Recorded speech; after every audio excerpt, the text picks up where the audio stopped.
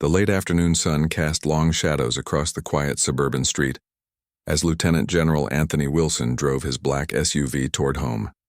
After a long day of meetings at the Pentagon, he was looking forward to dinner with his family. The neighborhood streets were familiar to him. He'd lived here for nearly 5 years, and he drove carefully, always mindful of the children who might dart out between parked cars. He didn't notice the police cruiser until it pulled up behind him, lights flashing. General Wilson checked his speedometer, he hadn't been speeding, and then his rearview mirror, wondering what the problem could be. With a small sigh, he signaled and pulled over to the curb, making sure to stop in a well-lit area where other cars passed by. Years of military training had taught him exactly what to do in situations like this.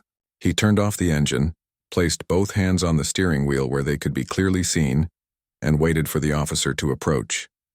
Through his side mirror, he watched as a white officer stepped out of the patrol car. Something about the way the man moved, hand already resting on his holstered weapon, shoulders tight, made the general's instincts kick in. This wasn't going to be a routine stop. Officer Dale Winters approached the SUV with caution that went beyond normal procedure. His eyes narrowed as he took in the vehicle, expensive, well-maintained, and the driver, a black man in his 50s wearing a button-down shirt and tie. Winters had been on the force for 12 years and had developed what he called a sixth sense for trouble. His fellow officers sometimes questioned his high number of traffic stops involving minorities, but Winters always insisted he was just doing his job. "Good evening, officer," General Wilson said calmly as the window lowered. His voice carried the natural authority of someone used to command, though he was careful to keep his tone respectful. Winters didn't return the greeting. "License and registration," he demanded, his hand still resting on his holstered weapon. "What are you doing in this neighborhood?" The question caught General Wilson off guard. "I live here, sir. Just heading home from work." Winters' expression hardened with disbelief. "This neighborhood? You live here?" His tone made it clear he didn't think that was possible. "Yes, officer. 5 years now." General Wilson kept his voice even, though he could feel a familiar knot forming in his stomach. He'd been through this before, the suspicion, the unspoken accusation that he didn't belong. "I need to see some ID. Now." Winters' hand tightened on his weapon. "Of course. My wallet is in my jacket pocket. I'm going to reach for it slowly, okay?" General Wilson narrated his movements, just as he'd taught his teenage son to do during traffic stops. The conversation he'd had with the boy when he got his driver's license had been one of the hardest of his life. As General Wilson began to move his right hand from the steering wheel, Officer Winters suddenly drew his weapon. "Hands where I can see them," he shouted, pointing his gun directly at the general. General Wilson froze, his heart pounding despite years of combat experience. There was something uniquely terrifying about having a gun pointed at you in your own neighborhood, just blocks from your home. "Officer, my hands are visible," he said, his voice steady despite the rush of adrenaline. "I was simply reaching for my identification as requested." 2 teenagers walking their dog on the opposite sidewalk stopped to watch the scene unfolding. One of them pulled out a phone and began recording. "I don't care what you thought you were doing," Winters barked, his gun still raised. "When an officer gives you instructions, you follow them. Period." A car slowed as it passed, the driver clearly concerned about what was happening. General Wilson was acutely aware that the situation was escalating in a very public way. He'd spent 3 decades diffusing tense situations in war zones across the world, but this confrontation in his own peaceful neighborhood felt surreal. "I apologize, officer," he said, keeping his tone deliberately measured. "I'm going to keep both hands on the wheel. My license is in my inside jacket pocket. May I reach for it now?" Officer Winters didn't lower his weapon, but he gave a short nod. "Slowly. Any sudden movements and we're going to have a problem." With deliberate care, General Wilson reached into his jacket and removed his wallet. As he did so, his military ID became visible alongside his driver's license. He handed both to the officer, watching Winters' face carefully. "You're still not telling me what you're doing here," Winters said, glancing at the IDs but not really looking at them. "This is a nice neighborhood. We get a lot of break-ins." The implication was clear, and it stung despite the general's decades of experience with such assumptions. Before he could respond, another patrol car pulled up behind Winters' vehicle. The situation was drawing more attention than either of them had anticipated. "I told you, officer, I live here. 1847 Oakwood Drive." It's just around the corner, General Wilson explained, keeping his hands visible. My wife will be wondering where I am. We were supposed to have dinner together tonight. Winters finally looked down at the ID in his hand. His eyes widened slightly as he read the military identification. Lieutenant General Anthony Wilson, United States Army. The highest rank Winters had ever encountered during a traffic stop. But instead of backing down, the officer's suspicions seemed to deepen. This says you're a 3-star general, he said, his voice heavy with doubt. That's correct, General Wilson replied. You expect me to believe that? The second officer, now approaching the scene, was older than Winters, with salt and pepper hair visible beneath his cap. General Wilson recognized him. Officer Chen had helped direct traffic during the neighborhood block party last summer. They'd chatted briefly about Chen's son, who was considering joining the military. What's going on here, Winters? Officer Chen asked, taking in the scene with a professional eye. His gaze moved from Winters' drawn weapon to General Wilson sitting calmly with his hands on the wheel. Just checking out a suspicious vehicle in the area, Winters replied, not lowering his gun. Driver claims he lives here. Chen leaned forward slightly, recognition dawning on his face. General Wilson? Is that you? The tension in the air shifted. General Wilson nodded to Chen, relief washing over him. Hello again, Officer Chen. How's your son doing with those college applications? Winters looked between them, confusion and the first flickers of alarm crossing his face. His gun wavered but remained pointed at the general. Winters, holster your weapon, Chen ordered sharply. Now. But, now, officer. Chen's voice left no room for argument. Slowly, reluctantly, Winters lowered his gun and returned it to his holster. The small crowd that had gathered on the sidewalk, now 5 or 6 people, including the teenagers still recording, let out a collective breath. Sir, Chen said, addressing General Wilson with clear respect, I apologize for this misunderstanding. General Wilson nodded, his hands finally leaving the steering wheel as the immediate danger passed. These things happen, Officer Chen, but they both knew that wasn't entirely true. These things happened for specific reasons to specific people, regardless of their rank or status. Winters stood to the side, his face flushed with a mixture of emotions. Embarrassment, certainly, but also lingering defiance, as if he still wasn't convinced he'd done anything wrong. May I ask why I was pulled over? General Wilson asked, looking between the two officers. Chen glanced at Winters, who cleared his throat. Tail light, he muttered. Your right tail light looked like it might be out. General Wilson raised an eyebrow. His SUV had just been serviced the previous week. All the lights were in perfect working order, and they both knew it. Officer Chen handed the IDs back to the general. You're free to go, sir. Again, I apologize for the inconvenience. The word inconvenience hardly covered having a gun pointed at you without cause, but General Wilson simply nodded. As a military leader, he understood the importance of picking the right battles at the right time. Thank you, Officer Chen, he said, starting his engine. Before pulling away, he looked directly at Officer Winters. I hope the rest of your shift is uneventful. As he drove the remaining blocks to his home, General Wilson's military composure finally began to crack. His hands trembled slightly on the steering wheel as the adrenaline wore off. He thought about what might have happened if Officer Chen hadn't arrived, if the teenagers hadn't been recording, if he had made any sudden movement that Winters might have misinterpreted. He thought about his son, who would be driving these same streets soon. His wife was waiting at the door when he pulled into the driveway, her smile fading as she saw his expression. What happened? She asked, immediately sensing something was wrong. General Wilson took a deep breath. Despite commanding troops in combat zones and advising presidents, the next conversation would be one of the hardest he'd ever have.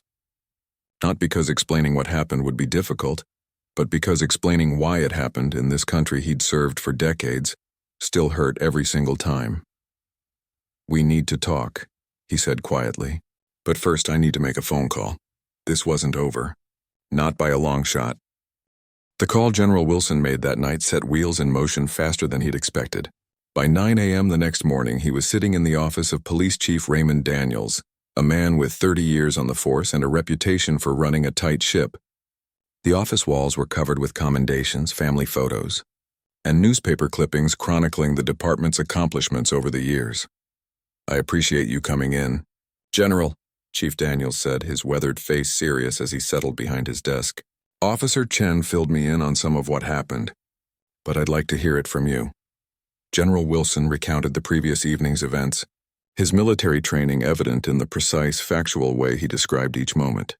He didn't embellish or minimize, just laid out exactly what had occurred from the moment the police lights appeared in his rearview mirror until he drove away. Chief Daniels listened without interrupting, though his frown deepened as the story progressed. When the general finished, he leaned back in his chair with a heavy sigh. I want to personally apologize, he said, meeting the general's gaze directly. What happened to you was unacceptable. I appreciate that, General Wilson replied. But I'm not here for an apology. I'm here because this is a systemic issue that needs addressing. Before the chief could respond, there was a knock at the door. A woman in a crisp suit entered, carrying a tablet. Sorry to interrupt, Chief, but you asked to be notified immediately. The video's gone viral. General Wilson raised an eyebrow. Video? Those teenagers who witnessed the incident, Chief Daniels explained, looking uncomfortable. They posted their recording online last night. It's already got over 1 million views. The woman, introduced as Lieutenant Gloria Torres, head of community relations, turned her tablet around. On the screen was a slightly shaky but clear video showing Officer Winters pointing his gun at General Wilson's SUV. The angle didn't show the general clearly, but Winters' aggressive stance and drawn weapon were unmistakable. Even without audio, the scene was disturbing. Comments are pouring in, Torres said. People recognize the general from his community work. The media's been calling nonstop, and the mayor just texted me directly. Chief Daniels rubbed his temples. This is exactly what our department doesn't need right now. On the contrary, General Wilson said calmly, this might be exactly what your department needs. Both officers looked at him with surprise. I've led troops in combat and commanded military bases, the general continued. One thing I've learned is that sometimes it takes a public incident to create the momentum for real change. Before anyone could respond, there was another knock. This time, a younger officer poked his head in, looking nervous. Chief, Officer Winters is here with his union rep. They're demanding to be part of this meeting. The atmosphere in the room immediately tensed. Chief Daniels exchanged glances with Lieutenant Torres before nodding reluctantly. Send them in. Officer Winters entered first, his posture defensive. He'd changed from his uniform to civilian clothes, jeans and a polo shirt that seemed too tight across his shoulders. Behind him came an older man in a suit who introduced himself as Michael Fletcher, from the Police Officers Association. We understand there's a complaint being filed, Fletcher said without preamble. Please, have a seat, Chief Daniels said, gesturing to the remaining chairs. This isn't a formal hearing. We're just trying to understand what happened. Winters sat stiffly, not looking at General Wilson. Fletcher remained standing. My client has the right to know what accusations are being made, Fletcher insisted. No accusations yet, Chief Daniels replied. General Wilson was just sharing his account of last night's events. At the word general, Winters' head snapped up, really looking at Wilson for the first time. His expression shifted from defiance to uncertainty. You're actually a general? He asked, disbelief still evident in his tone. General Wilson met his gaze steadily. Lieutenant General Anthony Wilson, U.S. Army. 32 years of service, including 3 combat tours in Iraq and Afghanistan. Currently serving as Deputy Commander for Army Forces Command. Winters swallowed hard, finally seeming to grasp the gravity of the situation. Officer Winters, Chief Daniels said, would you like to explain why you drew your weapon during a routine traffic stop? Fletcher immediately stepped forward. I'd advise my client not to answer that question at this time. I understand legal concerns, General Wilson interjected smoothly, but this doesn't have to be adversarial. I'm not here to end anyone's career. I'm here because what happened last night reflects deeper issues that need addressing. Winters shifted uncomfortably in his chair. I was following protocol for suspicious vehicles in the area. By pulling your gun on a man who was cooperating fully? Lieutenant Torres asked, her skepticism evident. There had been break-ins reported, Winters insisted, and when he reached for something, I told you I was reaching for my wallet. As you requested, General Wilson said quietly. You made a sudden movement, Winters countered, but the argument sounded weak even to his own ears. Chief Daniels folded his hands on his desk. The body cam footage doesn't support that claim, Officer Winters. Winters paled slightly. In the heat of the moment, he'd forgotten about his body camera. "Chief, if I may," General Wilson said. "In the military, we debrief after incidents, not to assign blame, but to learn. Can we review the footage together right now with that mindset?" After a moment's consideration, Chief Daniels nodded and turned to his computer. With a few keystrokes, he pulled up the previous night's footage from Winters' body camera and put it on the large screen mounted on the wall. The video began with Winters approaching the SUV. The audio picked up immediately. "License and registration," came Winters' voice, noticeably curt. "What are you doing in this neighborhood?" General Wilson's calm response was clearly audible. "I live here, sir. Just heading home from work." As the interaction continued, Winters' disbelief and growing aggression were painfully obvious. When the footage showed him drawing his weapon after General Wilson began, slowly narrating his movements to reach for his wallet, even Fletcher winced. Chief Daniels paused the video. "Officer Winters, do you see the issue here?" Winters stared at the frozen image, his face flushed. "I perceived a threat. Based on what?" Lieutenant Torres asked sharply. The general clearly stated what he was doing. His hands were visible. He was polite and cooperative throughout. "Sometimes threats aren't obvious," Winters insisted, though his voice had lost its earlier conviction. General Wilson leaned forward. "Officer Winters, I faced actual threats. People who genuinely wanted to kill me in war zones across the world. I know what threatening behavior looks like. Last night, the only person exhibiting threatening behavior was you." The room fell silent. Winters looked down at his hands. "Let me ask you something," General Wilson continued, his voice level. "If I had been a white man in that same car in that same neighborhood, would you have drawn your weapon when I reached for my wallet?" Winters opened his mouth, then closed it again without speaking. "You don't need to answer out loud," the general said, "but I hope you'll answer honestly to yourself." Chief Daniels cleared his throat. "Here's what's going to happen. Officer Winters, you're on administrative leave pending a full review. Lieutenant Torres will be conducting bias assessment training for the entire department, effective immediately. And General Wilson, I hope you'll consider being part of that training." General Wilson nodded. "I'd be happy to contribute, but only if this is treated as a learning opportunity, not just a PR exercise." As the meeting wrapped up, Fletcher pulled Winters aside for a hushed conversation. General Wilson stood to leave, but Chief Daniels asked him to stay behind. Once the others had filed out, Daniels closed the door and turned to the general with a troubled expression. "There's something else you should know. This isn't the first complaint against Winters. There's a pattern." "I suspected as much," General Wilson replied. "Have the other incidents been addressed?" Daniels looked uncomfortable. "Not adequately, if I'm being honest. Documented warnings, additional training, but nothing substantial. The system is resistant to change." "Systems always are," General Wilson said. "That's why changing them requires leadership. What would you do in my position?" General Wilson considered the question carefully. "In the military, we have a saying, mission first, people always. The mission of a police department is to protect and serve the community, all of the community. If an officer can't fulfill that mission because of biases they refuse to address, they shouldn't be carrying a badge and gun." "It's not always that simple," Daniels sighed. "It never is," General Wilson agreed. "But leadership rarely involves easy choices." As he left the police station, General Wilson checked his phone and found dozens of missed calls and messages. News outlets were requesting interviews. Community leaders wanted his support for various initiatives. Even the mayor had called. But the message that caught his attention was from his teenage son. "Dad, I saw the video. Are you okay? Can we talk when I get home from school?" General Wilson felt a tightness in his chest as he texted back, "I'm fine. Yes, let's talk. Love you." This was why he couldn't just let the incident go, why he couldn't accept Chief Daniels' apology and move on, because someday soon his son would be the one behind the wheel, and next time, there might not be a second officer who recognized the driver. There might not be teenagers recording on their phones. There might not be a military ID that eventually cut through the assumptions. Next time, things could end very differently. As he drove home, General Wilson thought about the path forward. Officer Winters had been wrong to pull his gun, wrong to make assumptions based on race. But focusing solely on one officer's actions wouldn't solve the underlying problems. Real change would require addressing the system that had allowed Winter's behavior to continue unchecked through multiple complaints. It would be a long road.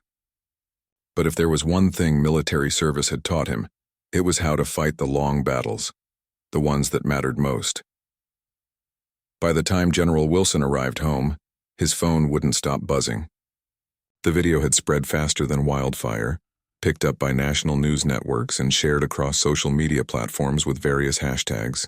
His wife Diana, a pediatric surgeon who had seen her fair share of crises, met him at the door with a concerned expression. "The hospital called to warn me," she said, leading him inside. "Apparently I'm married to a trending topic." General Wilson sighed as he loosened his tie. "I never wanted this kind of attention." "I know," she replied, squeezing his hand. "But maybe it happened for a reason." Their conversation was interrupted by the sound of the front door opening. Their son Tyler, home early from basketball practice, rushed in with wide eyes and his phone in hand. "Dad," he exclaimed. "Everyone at school is talking about what happened. Coach even stopped practice to discuss it." He held up his phone, which showed the same video now playing on news channels across the country. "Are you really okay?" General Wilson pulled his son into a hug. "I'm fine. Physically, at least." The three of them moved to the living room where Diana had already prepared tea. As they sat down, Tyler looked at his father with a mixture of concern and admiration. "The guys on the team keep asking how you stayed so calm with a gun pointed at you," he said. "I didn't know what to tell them." General Wilson considered the question carefully. "Training helps," he finally answered. "But mostly I was thinking about getting home to you and your mom. Were you scared?" Tyler asked quietly. The general paused, knowing his son needed honesty, not just reassurance. "Yes," he admitted. "Anyone would be. But being scared and letting fear control you are different things. I've learned that over the years." Tyler nodded slowly, processing this.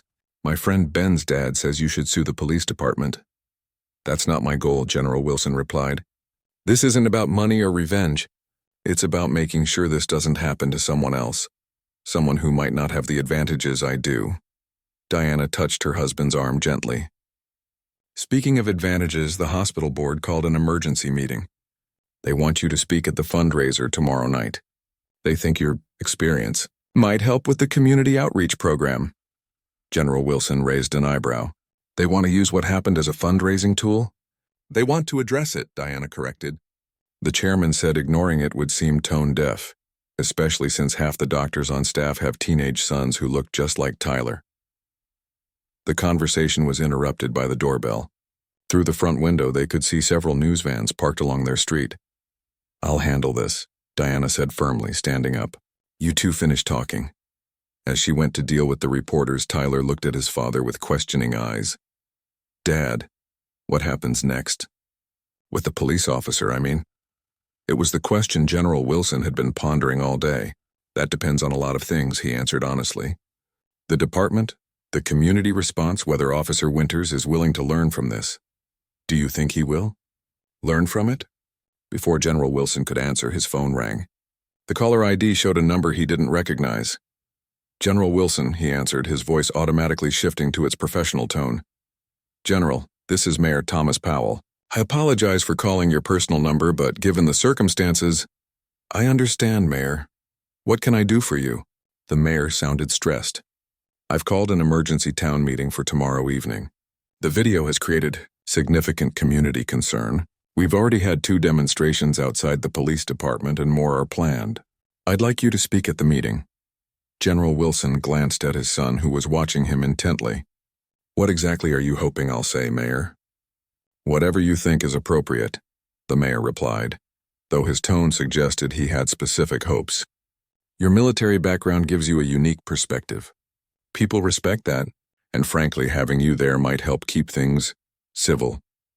After promising to consider the request, General Wilson ended the call. Diana returned from the front door looking exasperated.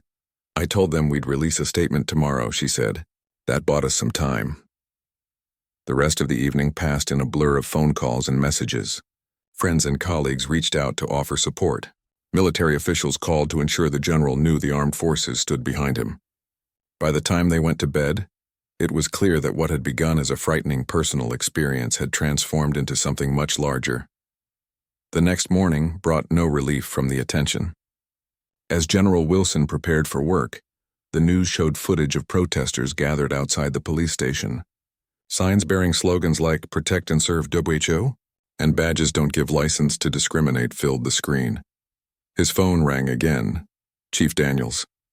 "General, we have a situation," the chief said without preamble. Officer Winter's home address was leaked online. "There's a crowd gathering there now." General Wilson frowned. "That's not helpful." "No, it's not," the chief agreed. "Winters is at a hotel, but his wife and daughter are still at the house. Our officers are there, but I'm concerned things might escalate." "What do you need from me?" "Your voice," Daniels said simply. A statement urging calm would go a long way right now. After hanging up, General Wilson turned to his wife, who had overheard the conversation.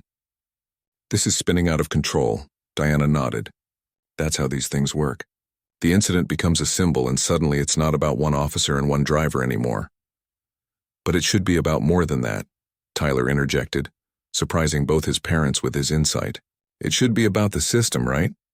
"That's what you always say, Dad. Look at the whole system, not just the parts." General Wilson smiled at his son with pride. "You're right, and that's exactly what I'm going to say." 2 hours later, General Wilson stood on the steps of City Hall, facing a sea of reporters and community members. Mayor Powell had organized a press conference in hopes of getting ahead of the town meeting scheduled for that evening. The police chief stood to one side, looking uncomfortable in the glare of the cameras. "I want to thank everyone for coming," General Wilson began, his deep voice carrying easily across the crowd. "What happened 2 nights ago has clearly touched a nerve in our community, and for good reason. But I'd like to address a few things directly." The crowd quieted, cameras focused on his face. "First, I want to be clear that I do not support or condone any threats or harassment directed at Officer Winters or his family.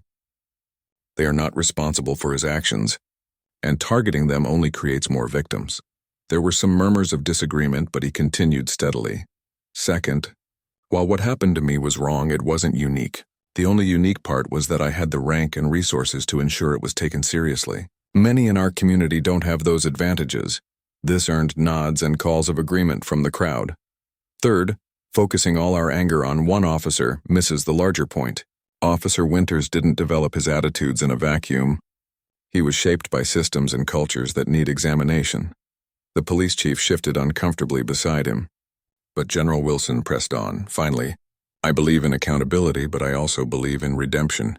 If we truly want change, we need to create paths for people to learn, grow, and do better, whether they wear a uniform or not." As he concluded his remarks, a reporter called out, "General Wilson, are you saying Officer Winters shouldn't be fired?" General Wilson considered the question carefully. "I'm saying that firing one officer without addressing the underlying issues solves nothing. I want meaningful change, not symbolic actions." "What kind of change?" another reporter asked. "Transparent bias training, community oversight, revised protocols for traffic stops, and most importantly, a culture where officers feel empowered to hold each other accountable, just as we do in the military." After the press conference, as General Wilson walked back to his car, Chief Daniels caught up with him. "That was not what I expected," the chief admitted. "But thank you for calling for calm." "Don't thank me yet," General Wilson replied. "Because I meant what I said about real change." Daniels nodded slowly. "I know, and that's going to be a lot harder than firing one officer." "The hardest things usually are the most necessary," General Wilson said. "I'll see you at the town meeting tonight." As he drove away, General Wilson noticed a group of young men watching him. They were about Tyler's age, wearing hoodies and expressions that mixed admiration with wariness. One of them gave him a respectful nod, which he returned. That small exchange reminded him of what was really at stake. This wasn't about him or even about Officer Winters. It was about those boys and his own son, and what kind of community they would inherit. By the time he arrived at the military base where he worked, the story had reached his colleagues. The base commander, General Richards, was waiting in his office. "Quite a morning you've had, Tony," Richards said as General Wilson entered. "The Pentagon called. They're concerned about the optics." "The optics," General Wilson repeated, not hiding his disappointment. "Not the fact that one of their senior officers had a gun pointed at him during a routine traffic stop?" Richards had the grace to look embarrassed. "You know how it works. They're worried about the military being dragged into a political issue. There's nothing political about basic human dignity, General Wilson replied firmly. And if the Pentagon has concerns about how I'm handling this, they're welcome to call me directly. As he settled into his desk to prepare for the town meeting that evening, General Wilson knew he was walking a fine line. His military career had taught him the value of working within systems to change them. But it had also taught him that sometimes systems needed to be challenged openly to create real transformation. The question was, which approach would work best now, not just for him, but for all the others who didn't have 3 stars on their shoulders to protect them? The community center was packed well beyond capacity by the time General Wilson arrived for the town meeting. People stood along the walls, sat cross-legged in the aisles, and crowded the doorways. The room hummed with tension, concerned parents, angry activists, defensive police supporters, and curious onlookers all crammed into a space designed for half their number. Mayor Powell spotted the general as he entered and hurried over, relief washing over his face. "Thank God you're here," he said, keeping his voice low. Things are already getting heated. General Wilson scanned the room, noting the clear divisions. On one side sat a group of uniformed officers, their faces stony. On the other, community activists with stern expressions and folded arms. The middle ground was filled with ordinary citizens who simply wanted answers. "Where's Officer Winters?" General Wilson asked. "We decided it was better if he didn't attend," the mayor replied. "Chief Daniels will speak on behalf of the department." As if on cue, Chief Daniels approached, looking like a man who hadn't slept in days. "General," he acknowledged with a nod, "I appreciate what you said at the press conference. Things could have gotten ugly at Winter's house without your call for restraint."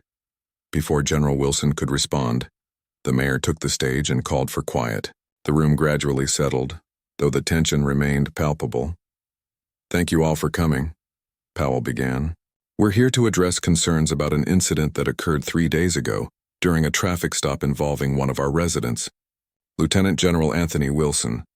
A murmur went through the crowd as people craned their necks to see the general. "We'll hear first from Chief Daniels, who will explain what actions the department is taking, and then from General Wilson. Afterward, we'll open the floor for questions and comments." Chief Daniels approached the microphone, his usual confidence notably diminished. "First, I want to say clearly that what happened was not in line with our department's values or training. Officer Winters has been placed on administrative leave pending a full investigation." Someone in the crowd shouted, "He should be fired." Others joined in with similar calls. The chief raised his hands for quiet. "I understand your anger, but we have procedures that must be followed. That said, we're implementing immediate changes to prevent similar incidents." He outlined plans for expanded bias training, community oversight, and a review of traffic stop protocols. The crowd listened with varying degrees of skepticism. "Finally," the chief concluded, "I've asked Officer Winters to address this community directly. He declined to attend tonight but has provided a statement that I'd like to read." The room grew silent as Daniels unfolded a sheet of paper. "To the community and to General Wilson," he read. "I recognize that my actions during the traffic stop were inappropriate and harmful. While I cannot undo what happened, I am committed to learning from this mistake and becoming a better officer. I apologize to General Wilson and to the community I swore to protect and serve." The statement was met with mixed reactions, some nodding in approval, others scoffing at what they perceived as an empty gesture. "Thank you, Chief," Mayor Powell said, returning to the microphone. "Now I'd like to invite General Wilson to speak." As General Wilson took the stage, he felt the weight of all eyes upon him. He'd led troops into battle, briefed presidents, and navigated complex international crises. But this moment, addressing his neighbors about an injustice he'd experienced in his own community, felt uniquely challenging. "Good evening," he began, his deep voice carrying to the farthest corners of the room. "I stand before you wearing many hats tonight, as a soldier, a neighbor, a father, and a black man in America. Each of these identities shapes how I view what happened and what should come next." He paused, looking directly at the section where the police officers sat. "To the men and women in uniform, I've worn a uniform my entire adult life. I know what it means to put yourself at risk to protect others. I know the weight of split-second decisions, and I know that most of you serve with honor. But I also know that silence in the face of wrongdoing dishonors the badge you wear. Several officers shifted uncomfortably, but a few nodded slightly. General Wilson turned to face the community activists. To those calling for Officer Winter's immediate dismissal, I understand your anger. But firing one officer without addressing the culture that shaped his actions is like treating a symptom while ignoring the disease. This earned both frowns and thoughtful nods from that section. The parents in this room, I'm a father too. After the incident, my first thought was of my son, how I would explain this to him and how I could protect him from similar experiences. Our children are watching how we handle this moment. They'll learn either that justice is possible, or that outrage without action is all we can offer. Parents throughout the room nodded, some with tears in their eyes. What I'm proposing is neither simple forgiveness nor punishment alone, but rather a path forward that creates lasting change. I've spoken with Chief Daniels about establishing a community advisory board with real oversight power. I've offered to help develop training programs that address not just explicit bias, but the subtle assumptions that often go unexamined. And I've suggested a mentorship program pairing officers with community members for regular dialogue. He paused, letting his words sink in. Officer Winter's actions were wrong. Full stop. But the question before us isn't just what happens to one officer. It's what kind of community we want to be. Do we want to be a place where mistakes, even serious ones, end careers? Or a place where accountability includes the opportunity for growth and redemption? A woman in the front row stood up without waiting to be called on. With all due respect, General, it's easy for you to talk about redemption. You weren't harmed. But what about the people who have been hurt or even killed in similar situations?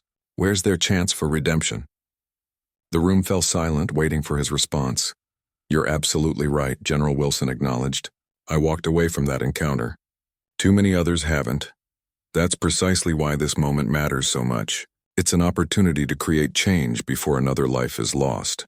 An older man near the back called out, You keep talking about change, but what does that actually mean? Cops have been getting bias training for years, and here we are. General Wilson nodded. Fair point. What I'm talking about goes beyond traditional training. I'm proposing a fundamental shift in how officers are evaluated and promoted, not just on arrests made or tickets issued, but on positive community interactions, de-escalation successes, and mentorship of younger officers. Chief Daniels looked surprised but didn't object. I'm also suggesting that Officer Winters, should he remain on the force after the investigation, be required to work directly with community organizations and speak publicly about his experience, not as punishment, but as part of his own growth and the department's transparency. Winters turned slightly toward the graduating cadets. You're entering law enforcement at a critical time. The training you've received here goes beyond what I had when I started. You've learned about implicit bias, de-escalation techniques, and community partnership, but the most important lesson isn't taught in a classroom. He paused, gathering himself. It's the understanding that the badge doesn't make you above the people you serve. It connects you to them. Every person you encounter deserves the same respect and presumption of innocence, regardless of what they look like or where you find them. As Winters concluded his speech, the applause was tentative at first, then grew stronger. It wasn't universal. Some community members remained skeptical and a few officers looked uncomfortable. But it was a beginning. Next came the presentation of certificates to the graduating cadets.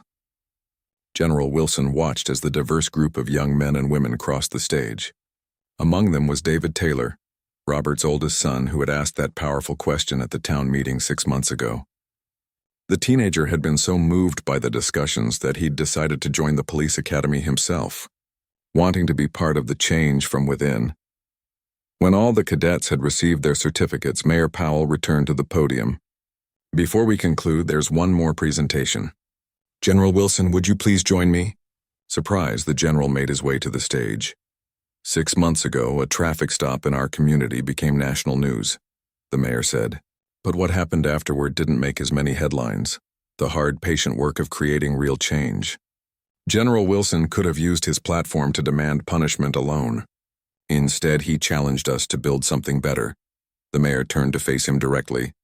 In recognition of your leadership, the City Council has voted to name the community room at this facility the Lieutenant General Anthony Wilson Center for Dialogue and Understanding. This will be a space where officers and community members can meet, learn from each other, and build the trust that is essential to public safety. As a plaque was unveiled, General Wilson felt a complex mix of emotions. He had never sought recognition for his role in this process, but he understood the symbolic importance of the gesture, a permanent reminder that even painful incidents could lead to positive change. When it was his turn to speak, he kept his remarks brief. "This center doesn't represent an ending but a beginning," he said. "The work of building trust is never finished. It happens in daily interactions, in traffic stops that end without incident, in officers knowing the names of the people they serve, in young people seeing law enforcement as partners rather than threats." He looked out at the faces before him. Officer Winters, Chief Daniels, the Taylor family, his own son Tyler, who had come to support him, and the newly graduated cadets. What happened to me that night could have deepened divisions in our community. Instead, we chose a harder but more hopeful path, not forgetting or excusing what went wrong, but using it as a catalyst for what could be better. After the ceremony, as people mingled over refreshments, General Wilson found himself approached by a group of cadets, including David Taylor. "Sir," David said, "we wanted to thank you for everything you've done. Your example, it changed how I think about service." The general smiled. "Just remember, the uniform doesn't define who you are, your actions do. Every day you'll have choices about how to use the authority you've been given. We won't let you down," one of the other cadets promised. As the event wound down, General Wilson stepped outside for a moment of quiet. The afternoon sun cast golden light across the academy grounds, where some of the cadets were already saying goodbye to family members. He noticed Officer Winters in conversation with Robert Taylor, an unlikely connection that symbolized the bridge building of recent months. His phone buzzed with a text from Diana. "How did it go?" He typed back, "Better than I could have imagined," and added, "Heading home soon. Love you." As he slipped the phone back into his pocket, General Wilson reflected on the journey from that night 6 months ago to this moment. The incident had been brief, less than 15 minutes of his life, but its impact had expanded far beyond those terrifying moments when he'd stared down the barrel of Officer Winters' gun. There was still work to do, of course. Trust wasn't rebuilt in a day or even 6 months. Some community members remained skeptical. Some officers still resisted change. But standing there, watching the new cadets with their fresh perspective and commitment, General Wilson felt something that had been in short supply lately: hope. Not the easy hope of perfect solutions, but the hard-earned hope that comes from seeing people wrestle with difficult truths and emerge stronger. As he walked to his car, General Wilson thought about what he would tell Tyler when he got home. That change is possible but rarely simple. That accountability doesn't have to mean the end of someone's story. And that sometimes, the most powerful response to injustice isn't rage, but the patient, determined work of building something better. He started his engine and headed home, no flashing lights in his rearview mirror. Just the road ahead, clearer than it had been before. Winters turned slightly toward the graduating cadets. "You're entering law enforcement at a critical time. The training you've received here goes beyond what I had when I started. You've learned about implicit bias, de-escalation techniques, and community partnership. But the most important lesson isn't taught in a classroom." He paused, gathering himself. "It's the understanding that the badge doesn't make you above the people you serve. It connects you to them. Every person you encounter deserves the same respect and presumption of innocence, regardless of what they look like or where you find them." As Winters concluded his speech, the applause was tentative at first, then grew stronger. It wasn't universal. Some community members remained skeptical and a few officers looked uncomfortable. But it was a beginning. Next came the presentation of certificates to the graduating cadets. General Wilson watched as the diverse group of young men and women crossed the stage. Among them was David Taylor, Robert's oldest son, who had asked that powerful question at the town meeting 6 months ago. The teenager had been so moved by the discussions that he decided to join the police academy himself, wanting to be part of the change from within. When all the cadets had received their certificates, Mayor Powell returned to the podium. "Before we conclude, there's one more presentation. General Wilson, would you please join me?" Surprised, the general made his way to the stage. 6 months ago, a traffic stop in our community became national news, the mayor said. But what happened afterward didn't make as many headlines. The hard, patient work of creating real change. General Wilson could have used his platform to demand punishment alone. Instead, he challenged us to build something better. The mayor turned to face him directly. In recognition of your leadership, the city council has voted to name the community room at this facility the Lieutenant General Anthony Wilson Center for Dialogue and Understanding.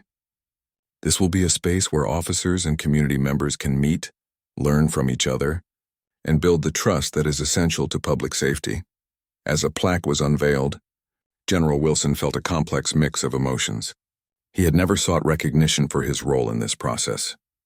But he understood the symbolic importance of the gesture, a permanent reminder that even painful incidents could lead to positive change.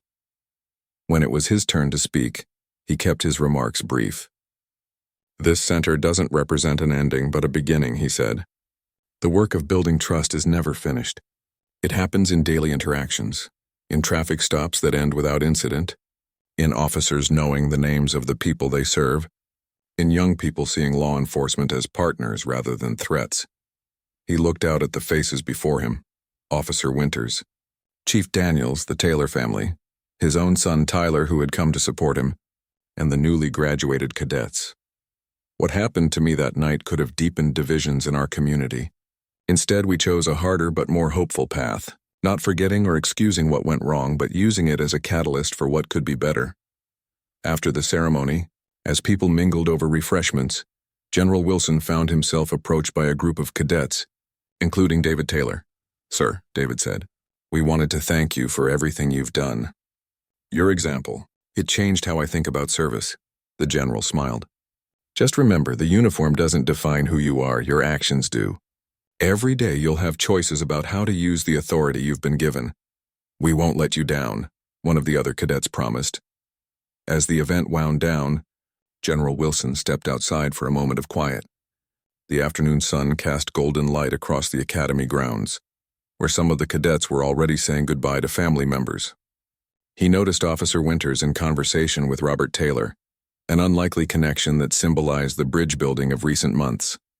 His phone buzzed with a text from Diana. "How did it go?" He typed back, "Better than I could have imagined," and added, "Heading home soon. Love you."